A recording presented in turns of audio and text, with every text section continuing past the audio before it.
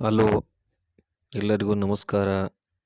ಮತ್ತೊಮ್ಮೆ ಸಂನಮ್ ಕ್ರಿಯೇಟಿವ್ಸ್‌ಗೆ ಸ್ವಾಗತ, ಸುಸ್ವಾಗತ. ಇಂದಿನ ತರಗತಿಯಲ್ಲಿ ನಾವು ಭಾಷೆಯ ಅರ್ಥ ಮತ್ತು ಅದರ ವ್ಯಾಖ್ಯಾನದ ಬಗ್ಗೆ ತಿಳ್ಕೊಂಡಿದ್ವಿ. ಈಗ ಮತ್ತೊಂದು ವಿಷಯದ ಮೇಲೆ ನಾವೀಗ ತರಗತಿಯನ್ನು ಪ್ರಾರಂಭ ಮಾಡೋಣ. ಏನಪ್ಪ ವಿಷಯ ಅಂತಂದರೆ, ಭಾಷೆಯ ಸ್ವರೂಪ ಅಂತಕ್ಕಂಥ ಒಂದು ಶೀರ್ಷಿಕೆ ಮೇಲೆ ಈ ಒಂದು ತರಗತಿಯನ್ನು ಪ್ರಾರಂಭ ಮಾಡೋಣ. ಮೊದಲನೇದಾಗಿ ಏನಪ್ಪ ಇದರ ಸ್ವರೂಪ, ಭಾಷೆ ಅಂತಂದರೆ ಏನು ಅಂತ ನಾವು ತಿಳ್ಕೊಂಡಿದ್ದೀವಿ. ಆ ಭಾಷೆ ಹೆಂಗೆ ಬಂತು ಅಂತ ತಿಳ್ಕೊಂಡಿದ್ದೀವಿ. ಅದೇ ರೀತಿಯಾಗಿ ಅದರ ಕುರಿತಾದಂತಹ ವಿದ್ವಾಂಸರ ವ್ಯಾಖ್ಯಾನಗಳನ್ನು ಕೂಡ ನಾವು ತಿಳ್ಕೊಂಡಿದ್ದೀವಿ.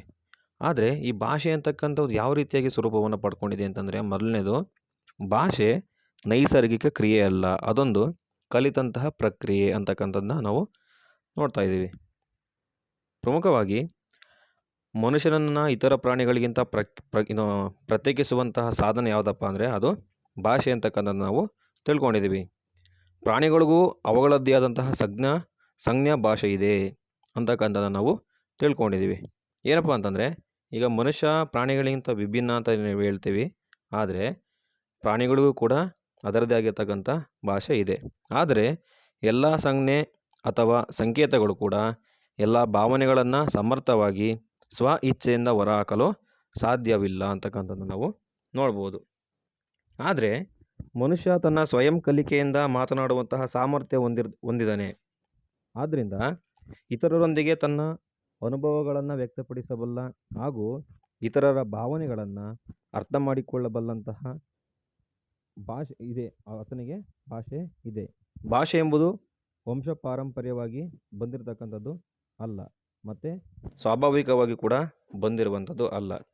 ನೋಡಿ, ನಾವು ಬಾಲ್ಯದಲ್ಲಿ ಒಂದು ಮಗುವನ್ನು ತಾಯಿಯಾಗಲಿ ಅಥವಾ ಮನೆಯ ಇತರ ಸದಸ್ಯರಾಗಲಿ ಮಾತನಾಡಿಸದೆ ಹೋದರೆ ಮುಂದೆ ಆ ಮಗು ಭಾಷೆಯನ್ನು ಕಲಿಯದೆ ಮಾತನಾಡಲು ಆಗದೆ ಮೂಕನಾಗುವಂತಹ ಸಾಧ್ಯತೆ ಹೆಚ್ಚಾಗಿ ಇರುತ್ತೆ. ಆದ್ದರಿಂದ ಭಾಷೆ ಅಂತಕ್ಕಂಥದ್ದು ಒಂದು ನೈಸರ್ಗಿಕ ಕ್ರಿಯೆ ಅಲ್ಲ, ಅದು ಒಂದು ವಾತಾವರಣದ ಸೃಷ್ಟಿಯಿಂದ ಬರುವಂಥದ್ದಲ್ಲ, ಅದು ಆ ವಾತಾವರಣದ ಒಳಗೆ ಸ್ವಪ್ರಯತ್ನದಿಂದ ಕಲಿಯುವಂತಹ ಪ್ರಕ್ರಿಯೆ ಆಗಿದೆ ಅಂತಕ್ಕಂಥದ್ದನ್ನು ನಾವು ನೋಡ್ಬೋದು.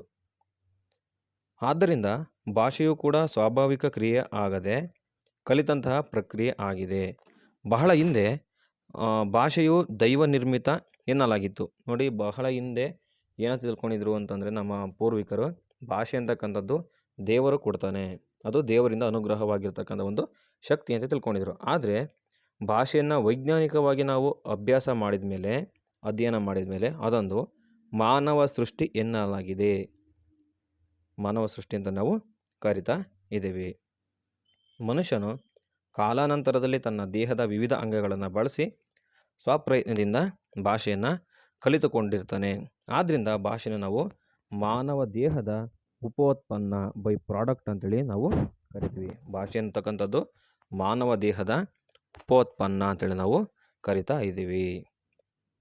ಇನ್ನು ಎರಡನೇದಾಗಿ, ಭಾಷೆಗೂ ಮತ್ತು ಬುದ್ಧಿಶಕ್ತಿಗೂ ಇರುವಂತಹ ಸಂಬಂಧ ಹೇಗಪ್ಪ ಅಂತಂದರೆ, ಭಾಷೆ ಕಲಿಕೆಯು ಬುದ್ಧಿಯ ಸಹಾಯ ಬೇಕೇ ಬೇಕು. ಅಂದರೆ ಭಾಷೆ ಕಲಿಕೆಗೂ ಬುದ್ಧಿ ಅಂತಕ್ಕಂಥದ್ದು ಸಹಾಯ ಮಾಡಲೇಬೇಕಾಗುತ್ತೆ. ಹಾಗೆಯೇ ಮಾನವನ ಬುದ್ಧಿಶಕ್ತಿ ಬೆಳೆಯಲು ಭಾಷೆಯೂ ಕೂಡ ಬೇಕು. ಇವೆರಡೂ ಕೂಡ ಪರಸ್ಪರ, ಅಂದರೆ ಒಂದೇ ನಾಣ್ಯದ ಎರಡು ಮುಖಗಳು ಇದ್ದಂತೆ ಈ ಭಾಷೆ ಅಂತಕ್ಕಂಥದ್ದು ಮತ್ತು ಬುದ್ಧಿಶಕ್ತಿ ಅಂತಕ್ಕಂಥದ್ದು. ಇವು ಒಂದಕ್ಕೊಂದು ಪೂರಕವಾದಂತಹ ಅಂಶಗಳು. ಇದೊಂದು ಒಂದು ನಿರ್ದೇಶನ ಮೂಲಕ ನಾವು ತಿಳ್ಕೊಳ್ಬೇಕು ಅಂತಂದರೆ,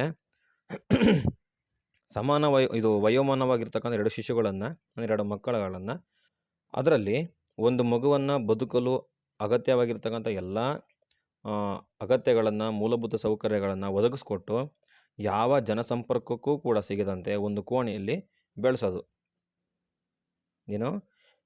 ಎರಡು ಸಮಾನವಾಗಿರ್ತಕ್ಕಂಥ ಎರಡು ಶಿಶುಗಳನ್ನು ತೆಗೆದುಕೊಳ್ಳೋದು, ಅದರಲ್ಲಿ ಒಂದು ಮಗುವನ್ನು ಎಲ್ಲ ಮೂಲಭೂತ ಸೌಕರ್ಯಗಳನ್ನು ಕೊಟ್ಟು ಯಾರ ಜನಸಂಪರ್ಕಕ್ಕೂ ಕೂಡ ಬರದಂತೆ ಒಂದು ಕೋಣೆಯಲ್ಲಿ ಬೆಳೆಸೋದು. ಮತ್ತೊಂದು ಮಗುವನ್ನು ಜನರ ನಡುವೆ ಬೆಳೆಯುವಂತಹ ತೀರ್ಮಾನವನ್ನು ನಾವು ಕೈಗೊಳ್ಳೋಣ. ಅದರ ಫಲಿತಾಂಶ ಏನು ಬರುತ್ತಪ್ಪ ಅಂತಂದರೆ, ಕೆಲವು ವರ್ಷಗಳ ನಂತರ ಎರಡು ಮಕ್ಕಳಲ್ಲಿ ಆಗಿರುವಂತಹ ಬದಲಾವಣೆಗಳನ್ನು ನಾವು ಗಮನಿಸ್ಬೋದು. ಅಂದರೆ ಜನರಿಂದ ದೂರವಾಗಿರ್ತಕ್ಕಂಥ ಮತ್ತು ಕೋಣೆಯಲ್ಲಿ ಬೆಳೆದ ಮಗುವಿನಲ್ಲಿ ಯಾವುದೇ ರೀತಿಯಾಗಿ ಬುದ್ಧಿಶಕ್ತಿಯಾಗಲಿ ಅಥವಾ ಭಾಷೆಯಾಗಲಿ ಬೆಳೆಯಲು ಸಾಧ್ಯವಿಲ್ಲ. ಆದರೆ ಜನರ ನಡುವೆ ಬೆಳೆದಂತಹ ಮಗು ಸಹಜವಾಗಿ ತನ್ನ ವಯೋಮಾನದ ಬುದ್ಧಿಶಕ್ತಿ ಮತ್ತು ತನ್ನ ಪರಿಸರದ ಭಾಷೆಯನ್ನು ಕಲಿತಿರುತ್ತದೆ ಅಂತಕ್ಕಂಥ ನಾವು ಈ ಒಂದು ಪ್ರಯೋಗದಿಂದ ನಾವು ನೋಡ್ಬೋದು. ಇದರಿಂದ ಭಾಷೆಗೂ ಬುದ್ಧಿಶಕ್ತಿಗೂ ಅವಿನಾಭಾವವಾಗಿರ್ತಕ್ಕಂಥ ಸಂಬಂಧ ಮತ್ತು ನಂಟು ಅಂತಕ್ಕಂಥದ್ದು ಇದೆ. ಆದ್ದರಿಂದ ಭಾಷೆ ಮನುಷ್ಯನ ಬುದ್ಧಿಶಕ್ತಿಯ ಕುರುಹು ಅಂತೇಳಿ ನಾವು ನೋಡ್ಬೋದು. ಇನ್ನು ಮೂರನೇದಾಗಿ ಪರಿಸರದ ಪ್ರಭಾವ. ಪರಿಸರದ ಪ್ರಭಾವ ಕಲಿಕೆಗೂ ಕೂಡ ಹೆಚ್ಚು ಪರಿಣಾಮಕಾರಿಯಾಗಿ ಇರ್ತಕ್ಕಂಥದ್ದು. ಅದರಲ್ಲಿ ಮಾನವನು ಭಾಷೆಯನ್ನು ಕಲಿಯುವಂತಹ ಹಾದಿಯಲ್ಲಿ ಅವನ ಸುತ್ತಮುತ್ತಲಿನ ಪರಿಸರವು ಕೂಡ ಪರಿಣಾಮಕಾರಿಯಾಗಿ ಬೀರಬಲ್ಲದು ಅಂತಕ್ಕಂಥದ್ದು ಎರಡು ಮಾತಿಲ್ಲ. ಮಗು ಬಾಲ್ಯದಲ್ಲಿ ಯಾವ ಭಾಷಾ ಪರಿಸರದಲ್ಲಿ ಬೆಳೆಯುತ್ತದೆಯೋ ಅದೇ ಭಾಷೆಯನ್ನು ಕಲಿಯುತ್ತದೆ ಹೊರತು ರಕ್ತಗತವಾಗಿ ಬಂದಂತಹ ಭಾಷೆ ಅಂತಕ್ಕಂಥದ್ದು ಅಲ್ಲ. ಈಗ ಒಂದು ಉದಾಹರಣೆ ಮೂಲಕ ನೋಡೋದಾದರೆ, ಅಂದರೆ ಯಾವುದಕ್ಕಪ್ಪ ಉದಾಹರಣೆ ಅಂತಂದರೆ, ಈ ಪರಿಸರ ಅಂತಕ್ಕಂಥದ್ದು ಹೇಗೆ ಮಕ್ಕಳ ಕಲಿಕೆಯ ಮೇಲೆ ಅಥವಾ ಭಾಷಾ ಕಲಿಕೆಯ ಮೇಲೆ ಪ್ರಭಾವ ಬೀರುತ್ತೆ ಅಂತಕ್ಕಂಥದ್ದು ನೋಡೋದಾದರೆ, ಚೀನಾದಲ್ಲಿ ಹುಟ್ಟಿದಂಥ ಒಂದು ಮಗುವನ್ನು ಶೈಶಾವಸ್ಥೆಯಲ್ಲಿ ತಂದು ಕನ್ನಡ ನಾಡಿನ ಪರಿಸರದಲ್ಲಿ ಅದನ್ನು ಬೆಳೆಯೋದಕ್ಕೆ ಬಿಟ್ಟರೆ ಆ ಮಗುವು ತನ್ನ ಸುತ್ತಮುತ್ತಲಿನ ಪರಿಸರದ ಭಾಷೆಯಾದಂತಹ ಕನ್ನಡವನ್ನೇ ಕಲಿತದೆ ಹೊರತು ಚೀನಿ ಭಾಷೆಯನ್ನು ಅಲ್ಲ. ಚೀನಿ ಭಾಷೆಯನ್ನು ಕಲಿಯೋದಕ್ಕೆ ಸಾಧ್ಯ ಆಗಲ್ಲ.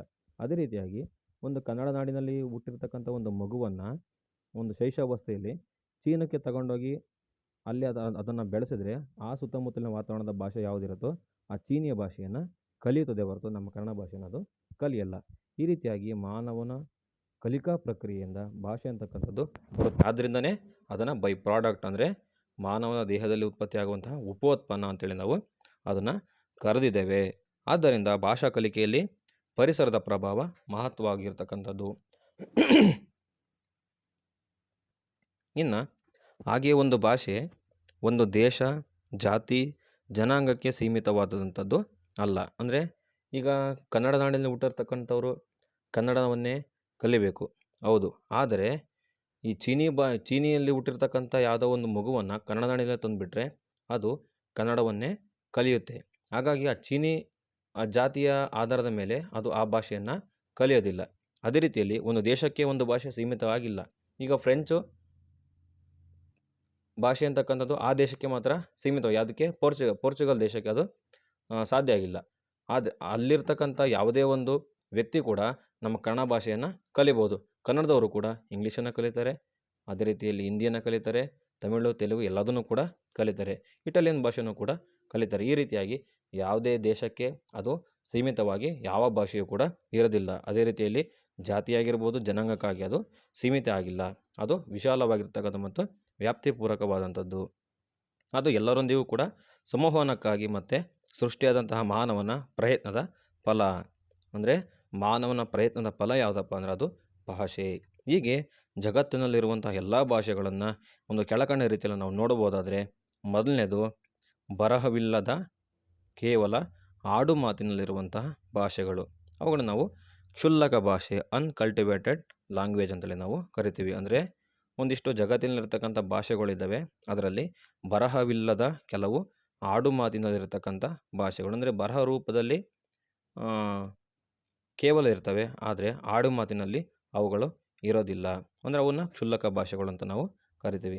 ಉದಾಹರಣೆಗೆ ಕೊಡವ, ಗೊಂಡಿ, ಲಂಬಾಣಿ ಇತ್ಯಾದಿ. ಆದರೆ ಈ ಲಂಬಾಣಿ ಭಾಷೆ ಅಂತಕ್ಕಂಥದ್ದನ್ನು ಕೂಡ ಇವಾಗ ಲಿಪಿಯನ್ನು ಕಂಡು ಹಿಡಿತಾ ಇದ್ದಾರೆ.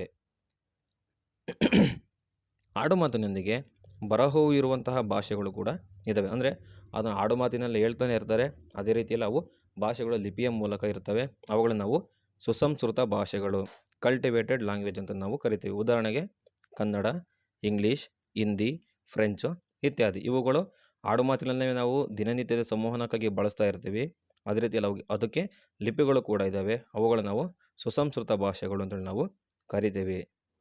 ಇನ್ನು ಮೂರನೇದು, ಒಂದು ಕಾಲದಲ್ಲಿ ಜನರಾಡುವಂತಹ ಭಾಷೆಗಳಾಗಿದ್ದು ಕ್ರಮೇಣ ಬಳಕೆ ತಪ್ಪಿ ಕೇವಲ ಗ್ರಂಥಸ್ಥವಾದಂತಹ ಭಾಷೆಗಳನ್ನು ನಾವು ಮೃತ ಭಾಷೆಗಳು, ಡೆಡ್ ಲ್ಯಾಂಗ್ವೇಜ್ ಅಂತೇಳಿ ನಾವು ಕರಿತೀವಿ. ಅಂದರೆ ಒಂದು ಕಾಲದಲ್ಲಿ, ಒಂದು ಪ್ರಾಚೀನ ಕಾಲ ಆಗಿರ್ಬೋದು, ಯಾವುದೇ ಕಾಲ ಆಗಿರ್ಬೋದು, ಆ ಕಾಲದಲ್ಲಿ ಜನರು ಸಂವಹನಕ್ಕಾಗಿ ದಿನನಿತ್ಯ ಬಳಸ್ತಾನೆ ಇರ್ತಾರೆ.